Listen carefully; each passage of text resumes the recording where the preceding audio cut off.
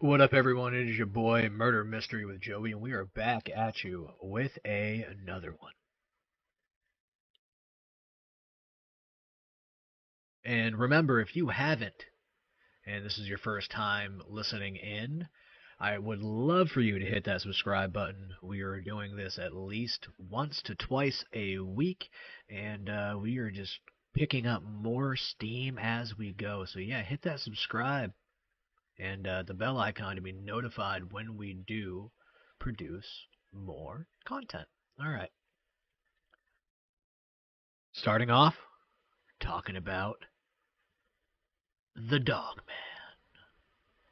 One of my favorite cryptids. I actually listened to a lot of Dogman stories um, late last year and was kind of really getting into it. So here we go. We got one of the first ones. Yeah. All right.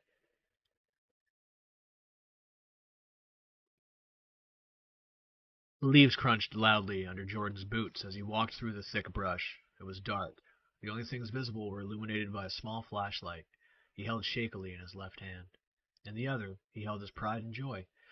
Canon EOS Elan 7NE 35mm SLR, the best camera he'd ever owned. Jordan just recently bought the camera, and had come on the heels of a promotion he couldn't have afforded to miss. Thankfully, he hadn't. Working for Country Wildlife was a tough gig. He spent 3 years in the mailroom before even being considered for more serious work. Jordan would never forget walking into Mr. Denton's office that day. The gruff old man had even stood to shake his hand. Now, if only Jordan could keep from screwing it up. The problem wasn't Jordan, it was his assignment. Mr. Denton had been very clear that the only time he would be able to find a barn owl in Michigan was at night.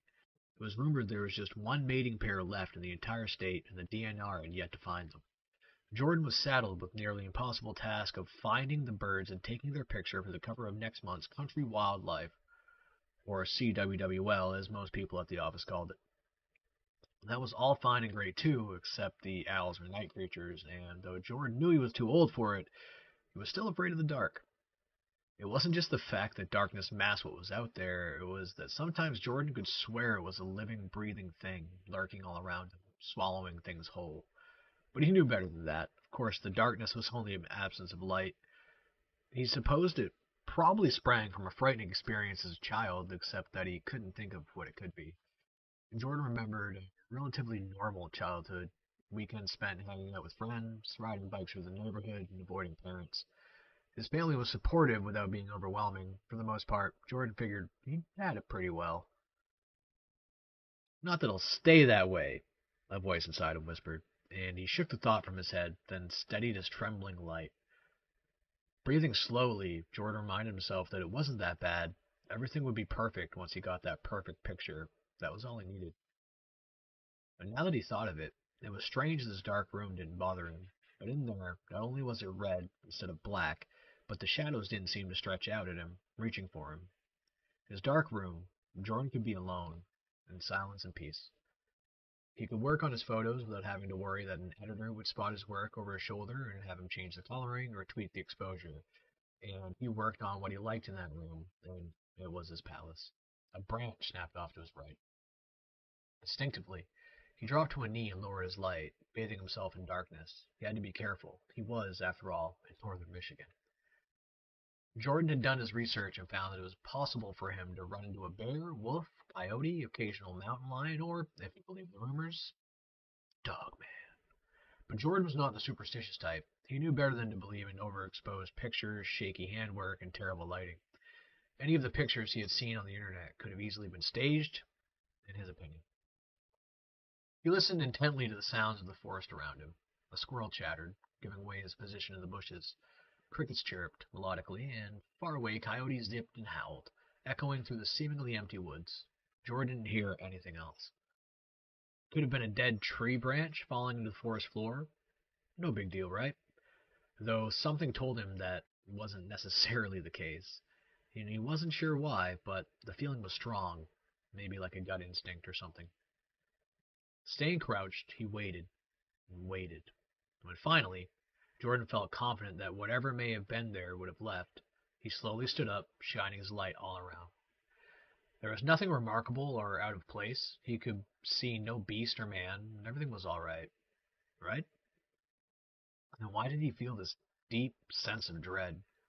His breath came out in fast, steady plumes of large white mushroom shapes that dissipated 2 feet from his mouth. It was chilly, yeah, but he hadn't noticed just how damn cold until right now. Only a moment ago he thought of his promotion and a cushy new paycheck, and now Jordan's heart raced with such fury he felt it may burst from his chest, or worse, explode. Get hold of yourself, he mumbled under his breath. Tugging his jacket down to cover his exposed lower back, the culprit of his chills? Maybe. Suddenly a startling call came from ahead. It was a sound Jordan had been waiting to hear all night, the elusive barn owl. Michigan! Tonight, he would earn that promotion, though he could have sworn he had already done just that, over and over, again and again. He picked up his camera from where it dangled around his neck, checking to make sure the flash was on and it was ready to shoot. Slowly, walked toward the owl.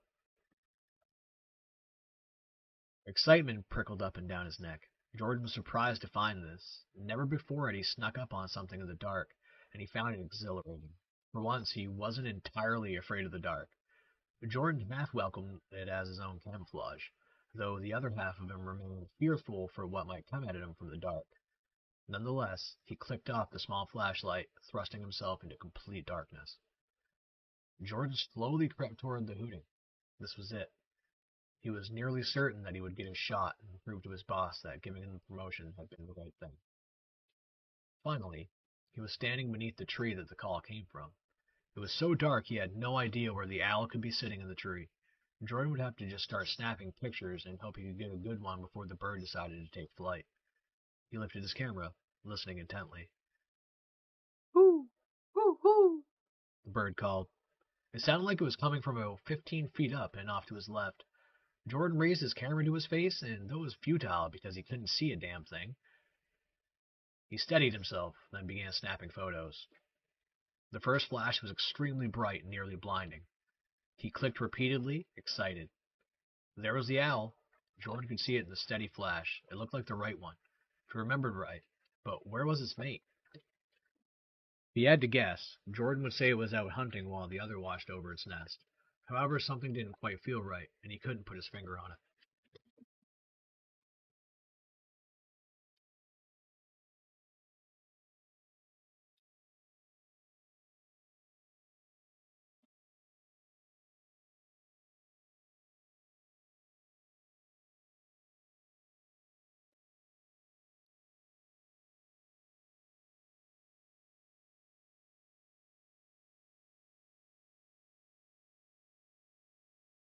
Suddenly, the owl stopped hooting.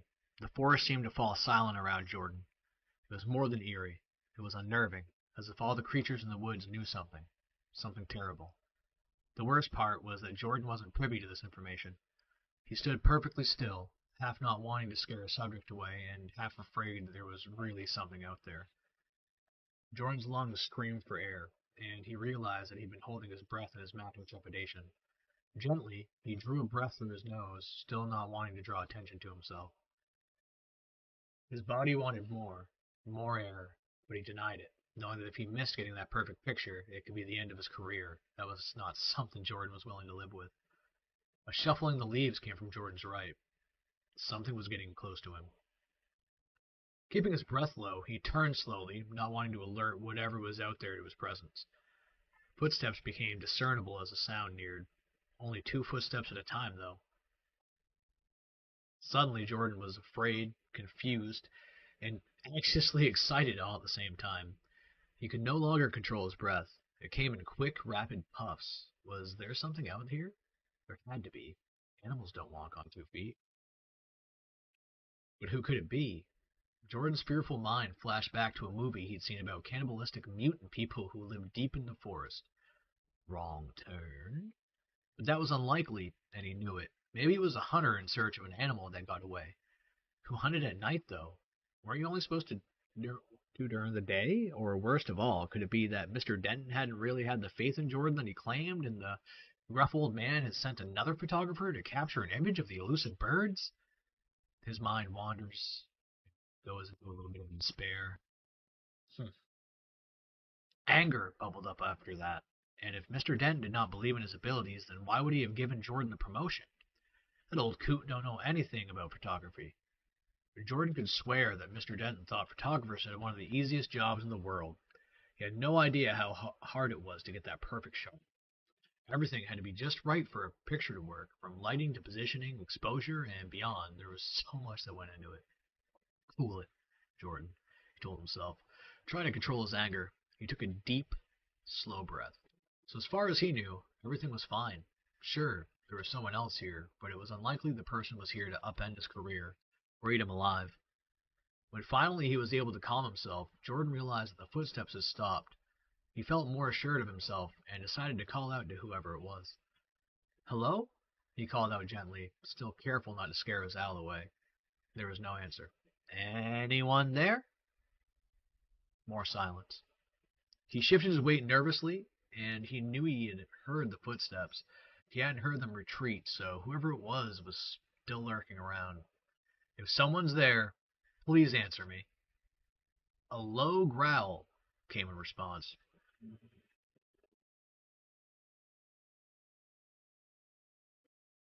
Fear leapt in Jordan's belly. It sounded like a dog, or a bear, or a wolf, or a coyote? But Jordan couldn't be sure what it was. His heart pounded in his chest and blood roared in his ears. Calm down. It's just a hunter out with his dog. No big deal, right? His mind told him that it could be a very big deal. Maybe he'd gotten it wrong about the footsteps. It was possible what he'd heard approach was a lone dog or wolf. The creature could be mean or rabid or extremely territorial. He had to do something, but was at a loss for what it might be. Jordan listened for the growling to come again. It didn't. It seemed he was at a standstill with whatever animal was there. He was nearly certain now that it was an animal. A person certainly would have answered him by now. Jordan was not going to leave without getting that shot, but he was afraid to turn his back to whatever hid in the darkness could attack him. Minutes ticked by, and Jordan stayed still, waiting for something to happen. He was in a stalemate. He could hear the heavy, steady breathing of the creature. It sounded huge. Jordan finally mustered all his courage and raised his camera to take a picture of the animal, then thought better of it. If this animal was skittish or easily angered, the camera's flash would irritate it, and he did not want it to be trampled or mauled by bear. Slowly, he reached for his small flashlight, taking care not to alarm the creature that stood mere feet from where he was. Jordan held his breath and clicked the light on. It took his eyes a second to adjust, and when they did, Jordan saw that his flashlight illuminated two massive feet, each covered in thick black fur, and had extremely long, sharp-looking claws. Jordan stifled a gasp, nearly dropping his flashlight. Very slowly, he directed the light upward. The feet led to two legs. They were dog-like in shape and also covered heavily in fur. Near the hip area, hands came into view, each tipped with a curled claw, appearing to be razor sharp. They were human-like, but covered in that thick, dark hair as well. Suddenly, Jordan couldn't take it anymore. He had to know what he was dealing with here. Directing the flashlight at the creature's face, he screamed. Two bright yellow eyes stared back at him, set in a head that appeared to be half human and half dog. A long muzzle covered in fur held a surprising number of long, pointed fangs. On top of the creature's head were two pointed ears, cocked back and nearly laying against the animal's head. It growled low at Jordan, wrinkling its snout, baring its teeth. Dogman, he said breathily. It wasn't possible, was it? Were the rumors really true? Somewhere above him the subject of his photos took flight, fleeing into the sky. Jordan dropped his flashlight, stepping back. The light bounced and rolled, landing at the foot of a nearby tree. It illuminated low brush and dead leaves, and Jordan found himself trembling, trying to peer through the darkness. He didn't know where the beast was. The growl still rumbled in his chest, but Jordan found it nearly impossible to pinpoint where it was. As he took another step backwards, the toe of his shoe caught on something, sending him teetering, flailing his arms as he fell to the dry, crunchy leaves on the forest floor. He scrambled again, then stood, turning in circles, trying to decipher where the dog creature was. Jordan had lost his sense of direction, and couldn't even see where his flashlight was. Everything around him was the same stagnant and unyielding darkness. His breathing was rapid, ragged with fear. Jordan's heart pounded in his chest, sending blood roaring through his ears, making it impossible to hear anything. The growling turned to an angry bark, and suddenly Jordan lost control of his bladder. Warmth rushed down his thighs, soaking his pants and boxers, dripping onto his shoes. Jordan turned to run and tripped again.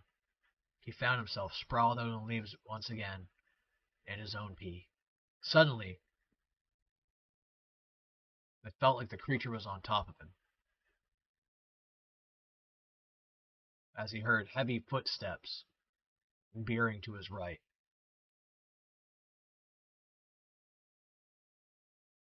Seems it was walking off. He took a breath and stood up.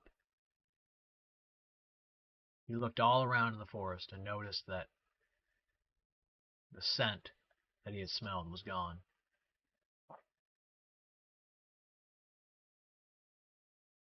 He kept going and kept following the trail, and finally, he went back and got to his camp, packed up, and left. When he edited those photos, he got his promotion and he got the photos of the owl that he needed. He also got some photos of something that he cannot explain to this day. The Dogman.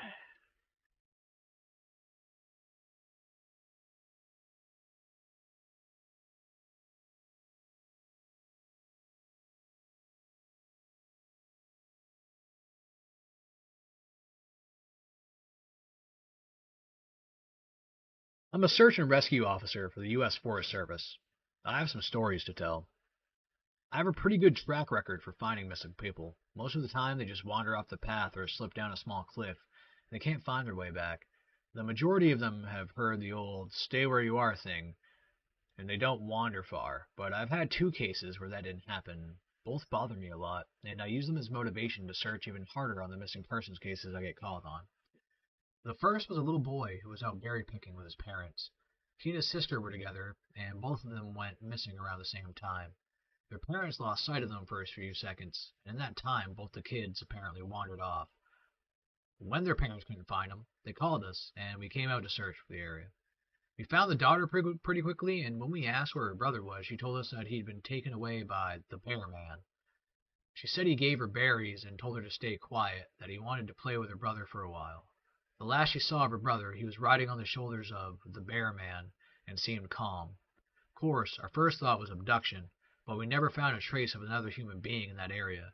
The little girl was also insistent that he wasn't a normal man, but that he was tall and covered in hair like a bear, and that he had a weird face. We searched that area for weeks. It was one of the longest calls I've ever been on, but we never found a single trace of that kid. The other was a young woman who was out hiking with her mom and grandpa. According to the mother, her daughter climbed up to a tree to get a better view of the forest. She never came back down. They waited at the base of the tree for hours, calling her name before they called for help. Again, we searched everywhere. We never found a trace of her. I have no idea where she could have possibly have gone, because neither mother or grandpa saw her come down.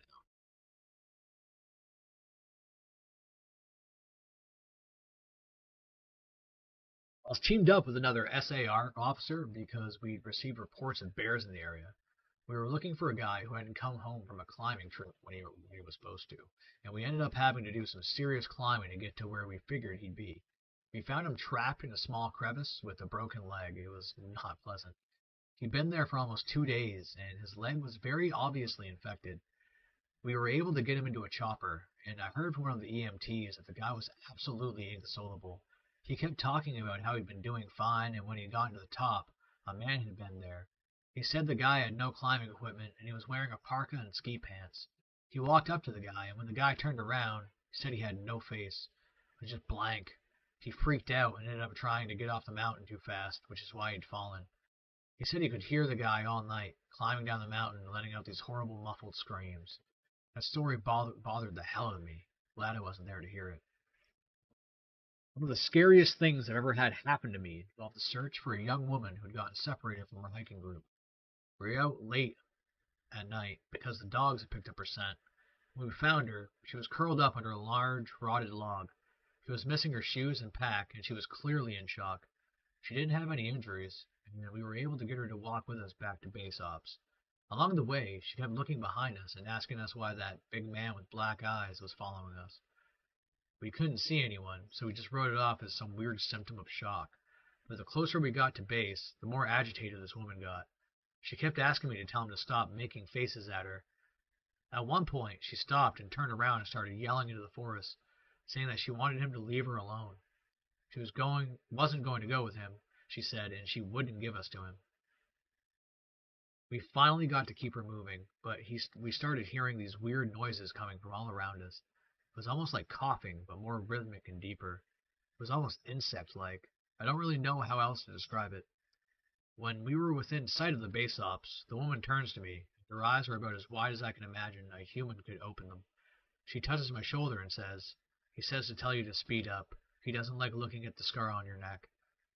I have a very small scar on the base of my neck, but it's mostly hidden under my collar, and I have no idea how this woman saw it. Right after she says it, I hear that weird coughing right in my ear, and I just about jumped out of my skin. I hustled her to ops, trying not to show how freaked out I was, but I have to say I was really happy when we left the area that night.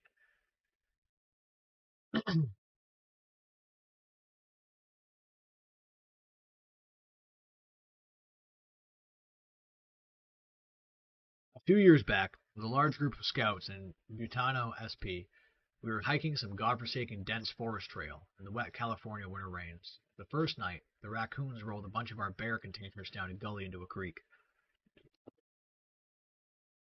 We were able to find them. The second day, we encountered a road and a checkpoint. The guard booth was abandoned. There were no signs, but we concluded that it was an abandoned prison. We adults would have gone in there, but we didn't want to endanger the kids, so we hiked on. Later that night, right around 1 a.m., I was awakened by the sound of a gunfire. It was about 100+ yards away, and it was not pistols. It was some very loud, sharp poppy guns. Different guns. It started off slow, and then after a dozen or so, a pause. Then more. Then it was steadier for maybe 100+ or more from several different guns. Then when the other gun stopped, the loudest one kept firing, and it wasn't full auto, but a lot of rapid-fired shots. Never got the count of the magazine between reloads, but this went on for about 20 minutes in total, then just stopped. I got out of my sleeping bag, out of my tent, hiked about 30 yards through the brush to the other campsite in the dark without my light on. Didn't want anyone else to see me. I got to the campsite, and the kids were all still asleep, but the other adults had heard it. I had no idea what it was. Maybe pot farmers and a gunfight with intruders? Next morning, it was a topic of conversation, but most of the kids had actually slept through it. After we left and got home, I talked to the ranger, and they said that sometimes people break into the prison and use the old gun range. My other story was camping in Big Sur, Silver Peak. I was alone, but only about 5 miles from the road. I had just finished dinner and laid down to sleep. After a few minutes, I heard kind of a crunch, crunch, crunch, crunch sound that was like footsteps outside. I moved my head to try to figure out what direction they were coming from, and they stopped. Put my head back down, and a few minutes later, they started again. Crunch, crunch, crunch. Again. Lifted my head to see what direction they were coming from, or whether it was close. Nothing. This cycle repeated a couple of times until I decided to turn over and open my tent flap to get a look around outside with a flashlight. I was expecting to see a person out there walking around in the dark, but I saw absolutely nothing. Heard nothing. Zipped up, put my head back down, tried to go back to sleep again. More crunch, crunch, crunch. And again, I lifted my head, stopped, tried to readjust, looked outside, I couldn't find the source. It certainly wasn't my heart, because that was thumping like mad. This kept me awake for hours that evening. I was terrified that there was something or someone out there who heard my head and stopped walking, only to continue. I thought I had fallen back asleep. Maybe past midnight, but eventually I fell asleep. Next morning, had breakfast, broke camp, and as I set up my tent, I noticed that my head was over a gopher hole.